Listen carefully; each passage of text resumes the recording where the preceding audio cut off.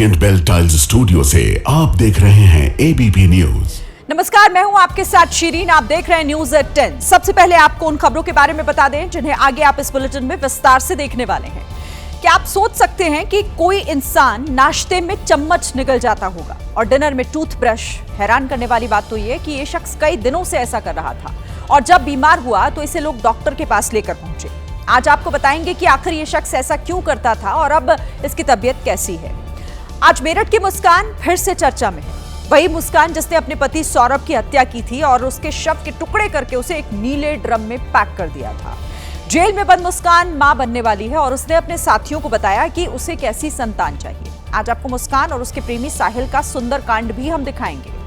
उत्तर प्रदेश में कई मदरसे ऐसे हैं जो सवालों के घेरे में हैं। इस बीच नेपाल से सटे हुए इलाके में एक ऐसा मदरसा मिला जहां बाथरूम में 40 लड़कियां बंद की गई थी।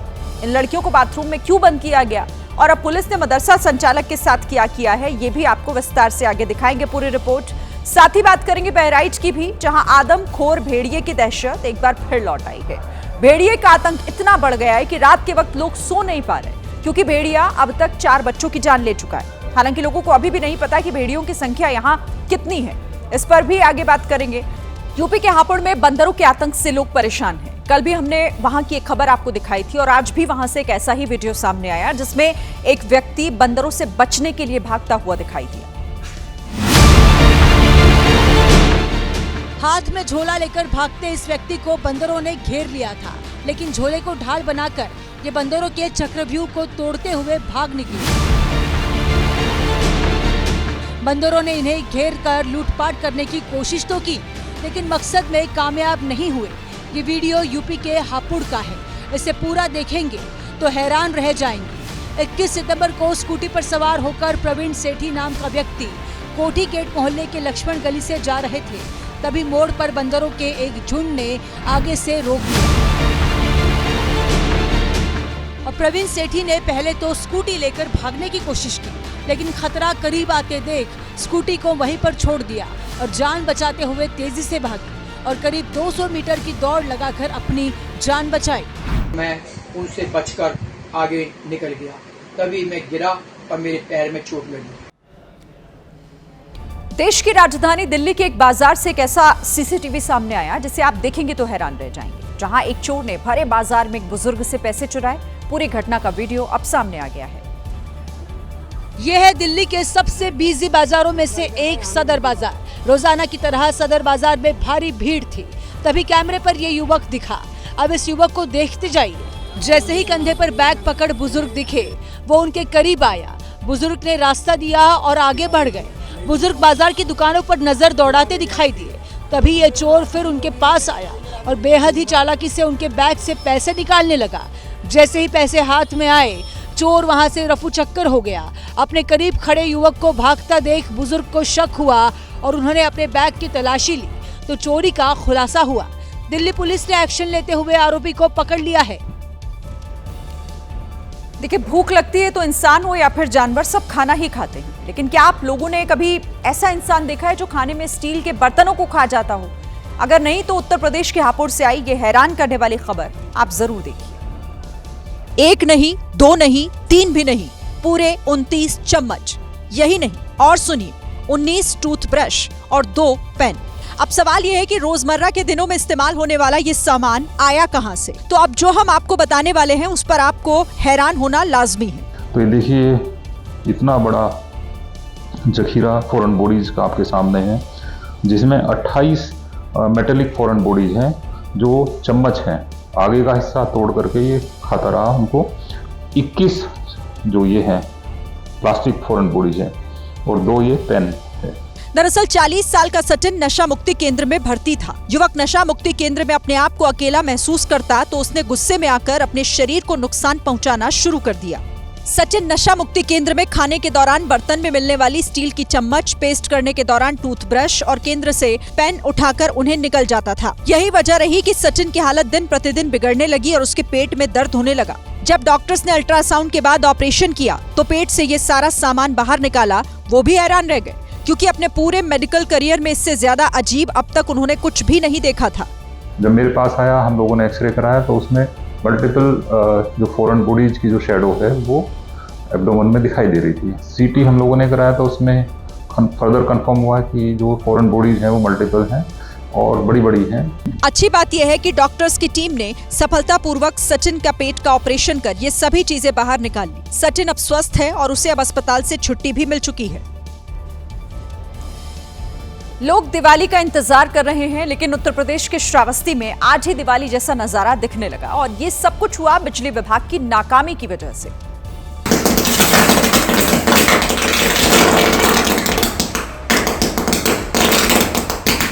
रात के अंधेरे में नजारा ऐसा है मानो पटाखे फूट रहे हों। बिजली के तारों के हालात ऐसे हो गए हैं मानो आतिशबाजी हो रही है।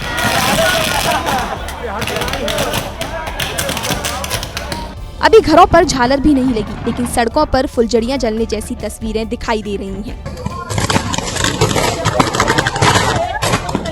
यहाँ कोई दिवाली नहीं मन रही, बल्कि ये बिजली विभाग की लापरवाही की आतिशबाजी है।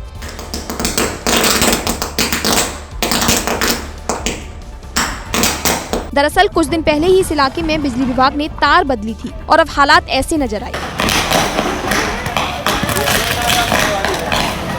इस घटना के चलते गिलोला कस्बे की बत्ती गुल हो गई।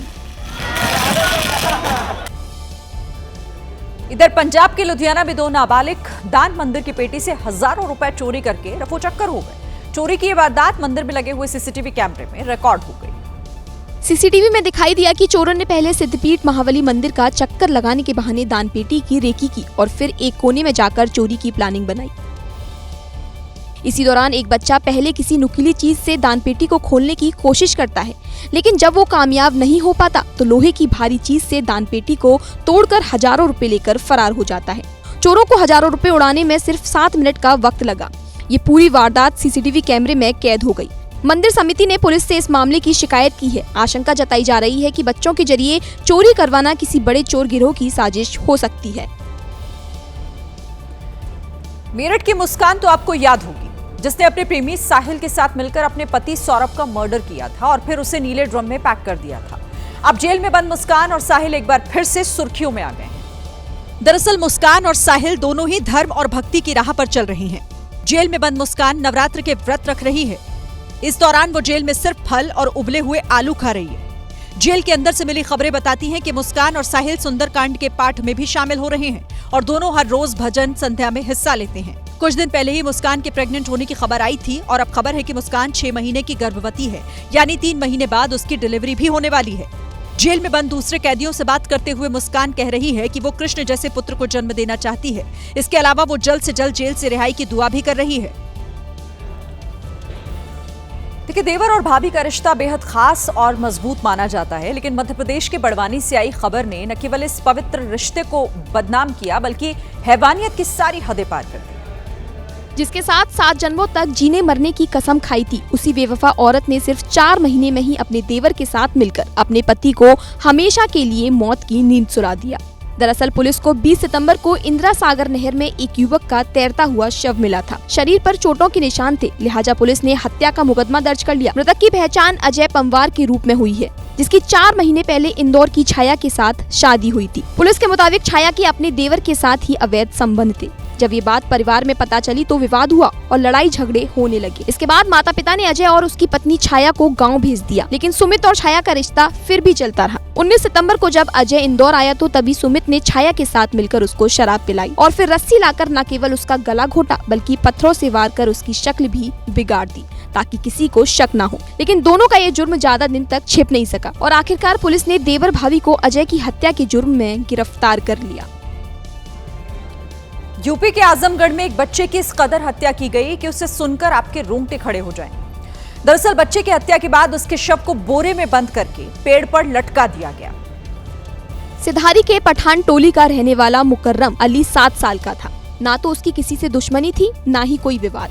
मुकर्रम 24 सितंबर को ही लापता हो गया और अगले दिन जब लोगों ने उसका शव पेड़ पर देखा तो पूरे गांव में हड़कंप मच गया।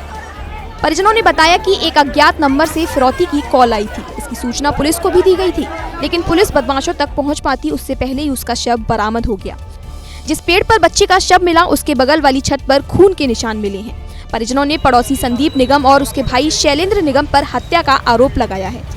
वहीं तनाव के बीच गांव में शांति व्यवस्था बनाए रखने के लिए कई थानों की फोर्स और पीएसी तैनात की गई है।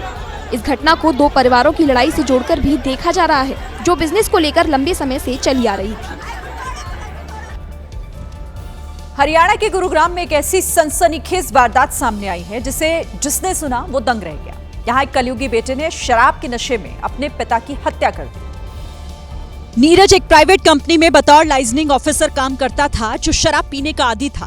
वारदात वाले दिन नीरज ने पहले खूब शराब पी और उसके बाद अपनी पत्नी को बेरहमी से पीटने लगा। इस दौरान बेटे से पिट रही बहू को बचाने के लिए गुलाब सिंह बीच में आ गए। इसके बाद तो नीरज इस कदर आग बबूला हुआ कि उसने पत्नी को छोड़कर अपने पिता को क्रिकेट बैट से पीटना शुरू कर दिया। हैवानियत की सारी हदें पार करता हुआ नीरज अपने पिता को तब तक पीटता रहा जब तक उन्होंने दम नहीं तोड़ दिया। गुलाब सिंह को अस्पताल में एडमिट कराया गया, लेकिन वो पहले ही दम तोड़ चुके थे। फिलहाल पत्नी की शिकायत पर आरोपी नीरज को गिरफ्तार कर सलाखों के पीछे भेज दिया है। यूपी के कुशीनगर में महिला से छेड़खानी करने पर एक मनचले की खूब पिटाई हुई। गांव के लड़कों ने पहले तो उसे पकड़कर लात घूंसों से पीटा, इसके बाद पानी में डुबा कर उसकी धुनाई की गई। गांव वालों ने मिलकर उस मनचले को पानी में डुबाया। इसके बाद उसे अपने हाथों में उठाकर उसी पानी में वो चलने लगा। मार खा रहे दूसरे लड़के ने अपनी पहचान छिपाने के लिए मुंह पर हाथ रख लिया, लेकिन इससे उसकी पिटाई नहीं रुकी। बताया गया कि उस लड़के ने गांव की एक महिला को छेड़ दिया था। महिला के शोर मचाने के बाद जमा हुए ग्रामीणों ने उसे सबक सिखाया। अब आरोपी को हिरासत में लेकर पुलिस आगे की कार्रवाई में लग गई है। नोएडा में एक लड़की ने कैब ड्राइवर पर गाली देने और जान से मारने की धमकी देने का आरोप लगाया। उसने सबूत के तौर पर कुछ वीडियोस भी रिकॉर्ड किए जिसमें वो ड्राइवर उसे मारने की कोशिश करता हुआ दिखा। गुस्से से तिलमिलाया ड्राइवर कैब से उतरी लड़कियों से पैसे मांगता रहा और वो वीडियो बनाती रही।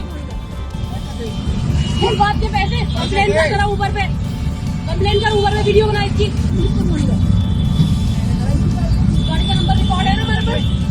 शिकायत के मुताबिक कैब में बैठी लड़कियों ने ड्राइवर को जाम से बचने के लिए दूसरे रास्ते से जाने को कहा। इसी बात पर बहस हुई, जिस पर ड्राइवर गालियां देता गया। लड़कियां जब गाड़ी रुकवाकर उतरने लगी और पैसे देने से मना कर दिया तो ड्राइवर ने उन्हें धक्का मारकर बाहर निकाला। बता दिए उधर भाग। आरोप है कि पैसे निकलवाने के लिए ड्राइवर ने लोहे की रॉड भी निकाल ली थी। वो वीडियो बना रही लड़कियों को मारने के लिए भी दौड़ा। अब आरोपी की गिरफ्तारी के लिए 3 टीमें बनाई गई हैं। यूपी में अवैध रूप से संचालित होने वाले मदरसों पर एक्शन जारी है और इसी बीच जब बहराइच में अधिकारियों ने एक मदरसे पर छापेमारी की तो वहां 40 लड़कियां बाथरूम में बंद मिली। अवैध मदरसे का भेद ना खुले, इसके डर से मदरसा संचालक ने इन छात्राओं को बाथरूम में छिपा दिया था, लेकिन उसकी ये कोशिश नाकाम हो गई। मामला पयागपुर तहसील के पहलवारा गांव का है, जहां लंबे समय से एक मदरसा अवैध रूप से संचालित हो रहा था। इसकी सूचना पर जब एसडीएम पुलिस टीम के साथ मदरसा पहुंचे तो संचालक ने गेट खोलने से ही इनकार कर दिया। काफी देर के इंतजार के बाद जब पुलिस फोर्स को बुलाया गया तब जाकर मदरसे का गेट खुला और मदरसे के अंदर जो बाथरूम बने थे उनमें 40 छात्राओं को छिपाया गया था। जांच में मदरसा संचालक के पास कोई भी वैध दस्तावेज नहीं मिला, जिसके बाद मदरसे को तुरंत बंद करवा दिया गया। यूपी के फर्रुखाबाद में राम बारात के दौरान अफरा तफरी मच गई। बताया गया कि 2 पक्षों में किसी बात को लेकर विवाद हुआ, जिसके बाद वहां मारपीट की नौबत आ गई। देखते देखते हालात बेकाबू हो गए। दोनों पक्षों के लोग एक दूसरे पर लात घूंसे बरसाने लगे। लोगों ने दौड़ा कर एक दूसरे को पीटना शुरू कर दिया। ये बवाल तब हुआ जब भारतीय पाठशाला से निकली राम बारात नितगंजा तिराहे पर पहुंची। राम बारात को देखने के लिए लोगों की भारी भीड़ जुट गई। बताया गया कि वहां पुलिस वाले भी मौजूद थे, लेकिन वो मुखदर्शक बने रहे। बाद में लोगों ने बीच बचाव कर मामले को शांत कराया। देश के अंदर हालात ऐसे बन गए कि त्योहार पर अक्सर तनाव की खबरें आ ही जाती हैं। कभी मस्जिद के बाहर लाउडस्पीकर के शोर को लेकर विवाद होता है तो कभी शोभा यात्रा में पथराव की खबर आती है। लेकिन वाराणसी से एक अनोखी तस्वीर सामने आई है। ये तस्वीर उसी वाराणसी से आई है जहां ज्ञान व्यापी को लेकर 2 पक्षों में झगड़ा चल रहा है। ये तस्वीर उसी उत्तर प्रदेश से आई है जहां आए दिन 2 समुदाय के बीच तनाव की खबरें आती रहती हैं। और ये तस्वीर उसी भारत की है जहां वोट की सियासत में सामाजिक एकता को सूली पर चढ़ाने की कोशिश होती है। लेकिन यहाँ एक तरफ मानस की चौपाई है तो दूसरी तरफ अजान है, क्योंकि ऐसा ही हमारा हिंदुस्तान है। वाराणसी को यूं ही गंगा जमुनी तहजीब वाला शहर नहीं कहा जाता। सियासत को अगर दरकिनार करके देखें तो यही वो तस्वीर है जो कहीं खो सी गई है। लाट भैरव से आई इस तस्वीर में एक तरफ ढोल नगाड़ों की थाप पर रामलीला का मंचन हो रहा है तो दूसरी तरफ नमाज अदा हो रही है। अब सोशल मीडिया पर ये वीडियो वायरल हो रहा है।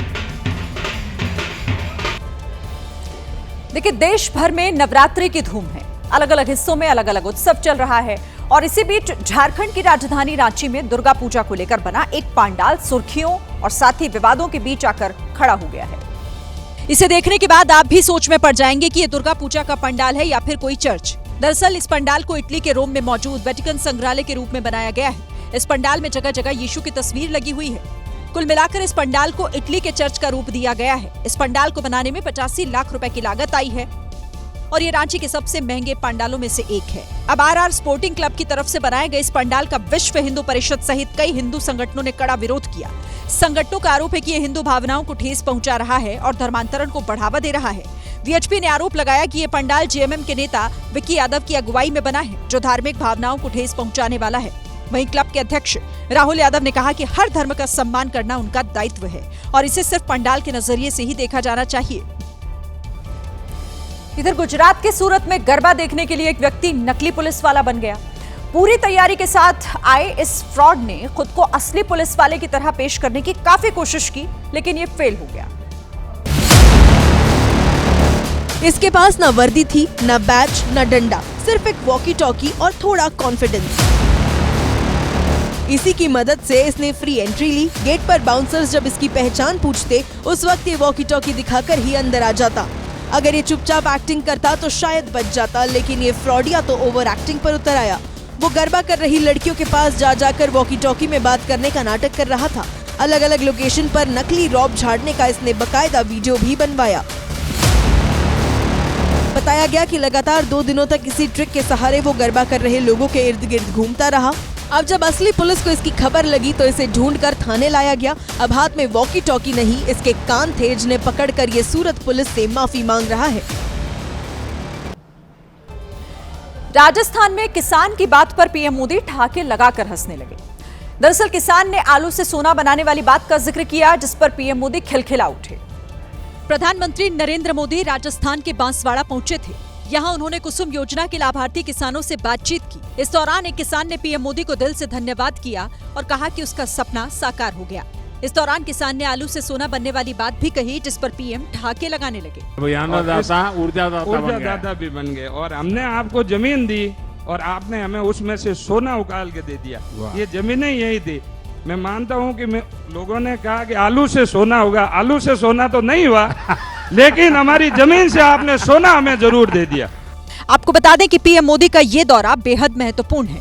इस दौरे पर प्रधानमंत्री मोदी ने राजस्थान को कई बड़ी सौगात दी। साथ ही 2800 मेगावाट के एक परमाणु ऊर्जा परियोजना की आधारशिला भी रखी। एक तरफ दुबई में एशिया कप चल रहा है तो दूसरी तरफ भारत पाकिस्तान के खिलाड़ियों के बीच हाथ ना मिलाने को लेकर राजनीति भी हो रही है। इस बार शशि थरूर ने इस पर प्रतिक्रिया दी है। शशि थरूर ने कहा कि या तो पाकिस्तान के साथ क्रिकेट ही नहीं खेलना चाहिए था और जब खेल ही रहे थे तो खेल भावना को ध्यान में रखते हुए हाथ भी मिलाना चाहिए था। I personally feel that once the decision had been made to play, if we feel so strongly about Pakistan, we should not have played. If we were going to play them, we should play in the spirit of the game and we too should have handshakes. Tharoor ने कहा कि खेल भावना को राजनीति और सैन्य संघर्ष से अलग रखना चाहिए। इसके लिए थरूर ने 26 साल पहले का उदाहरण दिया। In 1999, when the Kargil war was going on the very day when soldiers were dying for our country, we were playing the World Cup in England in Manchester against Pakistan. And what we were doing, frankly, was we were shaking their hands even then, because the spirit of the game is a different spirit from what goes on between countries, between armies and so on. So that is my view. अब कोई शशि थरूर की बात को सही ठहरा रहा है तो कोई इसकी आलोचना कर रहा है। इधर यूपी के शामली में पुलिस का एक्शन लगातार हो रहा है। मुख्यमंत्री योगी आदित्यनाथ के निर्देश पर पुलिस गाड़ियों पर जाति सूचक नाम लिखने वालों के खिलाफ कार्रवाई कर रही है। जिन गाड़ियों पर जाट, गुर्जर, ब्राह्मण, कश्यप और यादव जैसे जाति सूचक शब्द लिखे हुए हैं, पुलिस उन्हें पकड़ रही है। पुलिस कई दिन से वाहन चालकों को चेतावनी दे रही थी, लेकिन अब वाहनों से जाति सूचक नाम हटवाए जा रहे हैं। यूपी के शामली में पुलिस ने 20 से ज्यादा गाड़ियों के चालान काटे जिन पर जाति सूचक शब्द लिखे हुए थे। यूपी के दूसरे जिलों में भी गाड़ी पर जाति लिखने पर पुलिस चालान कर रही है। अगर आपने भी अपनी गाड़ी पर ऐसा कोई जाति सूचक शब्द लिखा है तो उसे फौरन हटा दें। यूपी के बहराइच में लोग अपनी जान बचाने के लिए रात भर पहरा देते हुए दिखे, क्योंकि भेड़ियों के हमले से पूरे इलाके में दहशत फैली हुई है। भेड़ियों के हमले में अब तक 4 बच्चों की जान जा चुकी है। इसी वजह से ग्रामीणों के साथ प्रशासन भी रात में जाग रहा है। लोग लाठी और टॉर्च लेकर पहरेदारी कर रहे हैं। गांव के बाहर सोलर लाइट्स लगाई जा रही है, तो गन्ने के खेतों में जगह जगह इस तरह के पिंजरे लगाए जा रहे हैं। बहराइच के जिला अधिकारी अक्षय त्रिपाठी भी पूरे मामले पर नजर बनाए हुए हैं। भेड़िए अब तक 4 बच्चों को निशाना बना चुके हैं। 9 सितंबर को एक बच्ची की जान ले ली। 13 सितंबर को मां की गोद से बच्ची को छीन ले गया। 20 सितंबर को दिन दहाड़े 3 लोगों पर हमला। बहन के पास बैठे भाई को आदमखोर भेड़िया उठा ले गया। 24 सितंबर को घर के बाहर खेल रहे बच्चों को निवाला बना लिया। इसीलिए डीएम ने दिन में भी प्रभावित गांवों का दौरा किया और रात में भी लोगों से मिलकर समस्या का समाधान निकालने की कोशिश करते दिखे। इधर मुंबई के कोस्टल रोड पर उस वक्त दहशत फैल गई जब कोस्टल रोड के टनल में अचानक से एक कार धूं कर जलने लगी। कार में लगी आग इतनी भयानक थी कि ट्रैफिक पुलिस को टनल बंद करना पड़ा। ये उस सड़क की तस्वीरें हैं जहां आमतौर पर गाड़ियां रफ्तार से बातें करती है, लेकिन गुरुवार की सुबह का नजारा अलग था। कामकाजी दिन में लंबा जाम लोगों की परेशानी बढ़ाता दिखा और इसकी वजह है टनल में कार में लगी ये आग। आग का धुआं और तेज लपटों ने टनल में अफरा तफरी मचा दी। सुरक्षा को ध्यान में रखते हुए तुरंत सड़क पर ट्रैफिक रोक दिया गया, जिससे आगे कोई हादसा नहीं हुआ। आग को काफी मशक्कत के बाद बुझाया जा सका। आग कैसे लगी इसका खुलासा अभी नहीं हुआ है। बिहार के नालंदा में एक छात्रा की मौत पर चंडी इंजीनियरिंग कॉलेज के छात्र सड़कों पर उतर आए और हंगामा करने लगे। इस दौरान कई गाड़ियों में आग लगा दी गई। वहीं पुलिस ने छात्रों को दौड़ाकर पीटा। पहले छात्रों ने गुस्से में बाइक को आग लगा दी, फिर छात्रों को काबू करने पहुंची पुलिस उन्हें लाठी के दम पर खदेड़ने लगी। इसी बीच पुलिस वालों ने दौड़कर कुछ छात्रों को पकड़ लिया और लाठी से मारने लगे। इस छात्र को 3 पुलिस वाले लगातार लाठी से मारते रहे। एक लाठी, दूसरी, तीसरी, चौथी, 5वीं और 6ठी लाठी। इस तरह से छात्र पर पुलिस वालों ने कई और लाठियां बरसाई। ये बवाल एक छात्रा की मौत के बाद शुरू हुआ था। छात्रावास की 3री मंजिल से छलांग लगाकर लड़की ने जान दे दी थी। छात्रों ने इलाज में लापरवाही को लेकर मोर्चा खोल दिया और इंसाफ की मांग को लेकर सड़क पर उतर गए।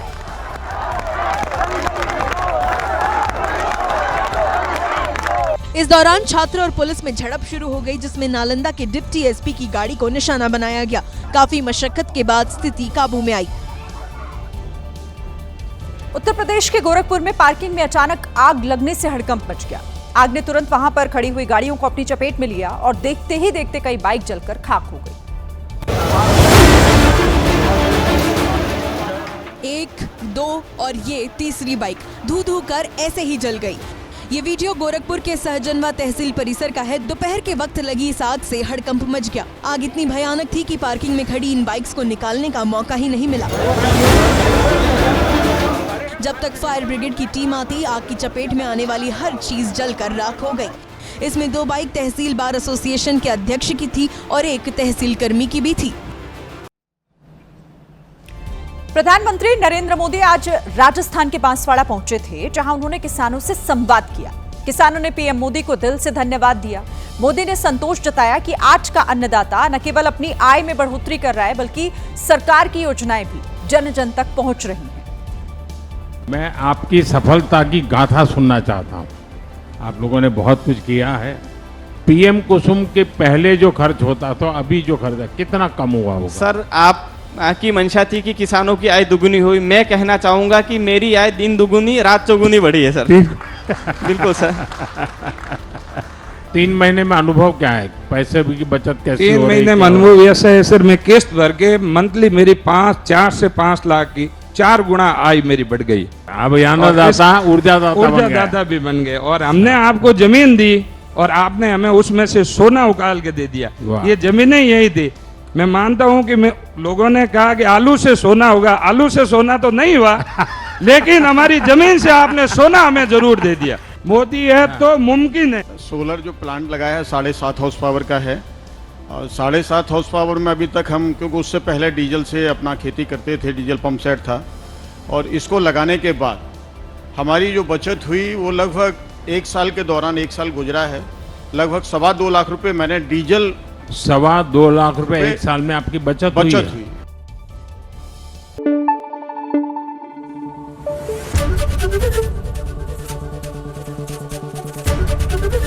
एबीपी न्यूज आपको रखे आगे।